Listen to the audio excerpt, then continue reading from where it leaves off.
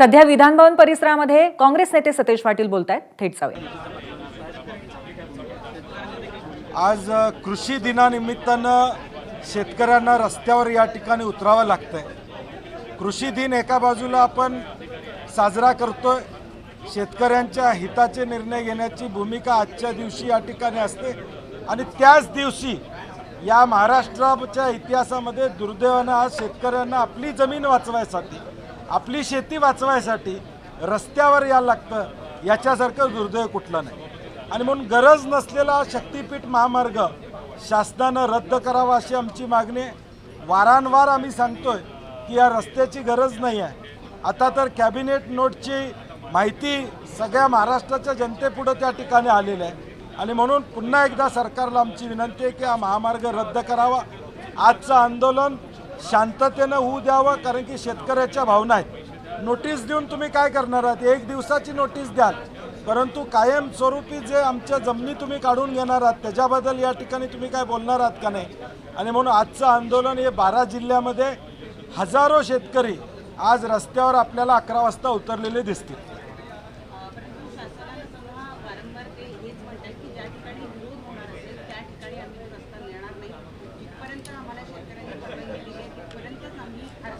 नाही, मग अटास कशासाठी?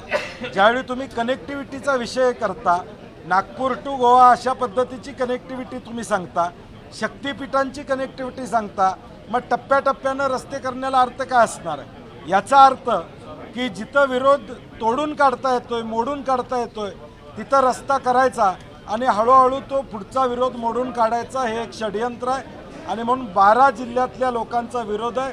त्यामुळे टप्प्याटप्प्यानं असू दे किंवा जिथं विरोध नाही असं म्हणतात ते चुकीचं आहे. शेतकऱ्यांचा प्रखर विरोध या प्रोजेक्टला निश्चितपणे त्या ठिकाणी.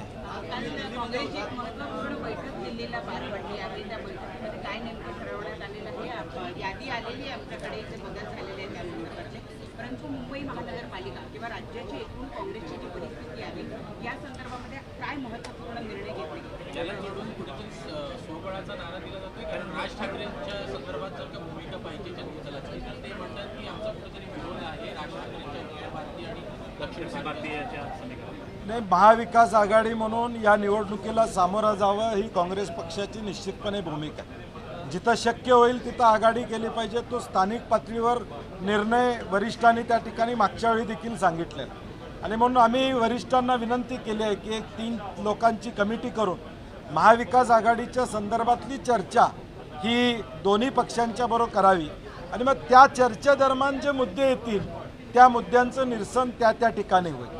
स्वबळावर लढावी, महाविकास आघाडी म्हणून लढावी, याचा निर्णय स्थानिक पातळीवर या ठिकाणी होणं अपेक्षित आहे. परंतु आमचा प्रयत्न राहील की महाविकास आघाडी म्हणूनच या निवडणुकीला सामोरं जावं. सोबत घेतलं तर काँग्रेसची अडचण होऊ शकते.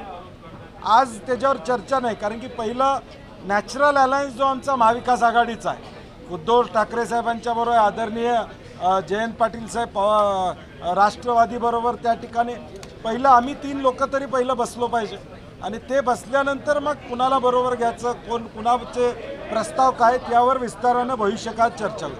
5 तारखेला जो जल्लोष मेळावा होणार आहे त्यावर काँग्रेसची नेमकी भूमिका काय? कारण सुरुवातीला काँग्रेसनं द्विभाषा सूत्राला विरोध केलेला होता.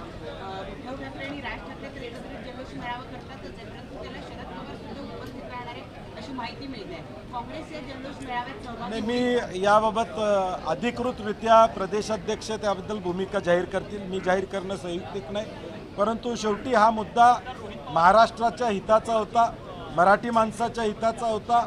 आमची अस्मिता या भाषेबद्दलची होती, म्हणून 5 तारखेच्या मोर्चात सहभागी होण्याचा निर्णय आम्ही या ठिकाणी घेतला होता.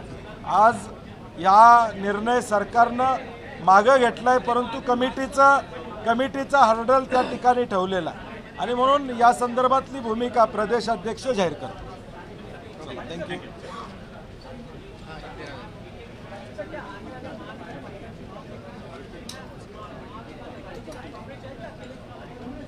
महाविकास आघाड़ी ऐसे करके ही अगले चुनाव में हम जाना चाहते हैं. जहाँ पे पॉसिबिलिटी है आघाड़ी करने का वहाँ आघाड़ी करेंगे, जहाँ पे दिक्कत है उसकी चर्चा होगी. लेकिन फ़िलहाल अभी जो एक कंसेंसस है उसमें महाविकास आघाड़ी का कंसेंसस है अभी तीनों पार्टियां बैठेगी और उसके ऊपर विस्तृत चर्चा करेगी। लेकिन अब जिस प्रकार से उद्धव ठाकरे और राज ठाकरे एक साथ आए, क्या महाविकास अघाड़ी को नुकसान है? नहीं, मेरा अनुमान ऐसा, मेरा कहना ऐसा है कि पहले MBA करके हम तीनों पार्टियों को बैठना पड़ेगा, उसके बाद बाकी चर्चा बाद में होगी, ऐसा मुझे लगता है। आज इसके ऊपर टिप्पणी करना संयुक्तिक नहीं रहेगा।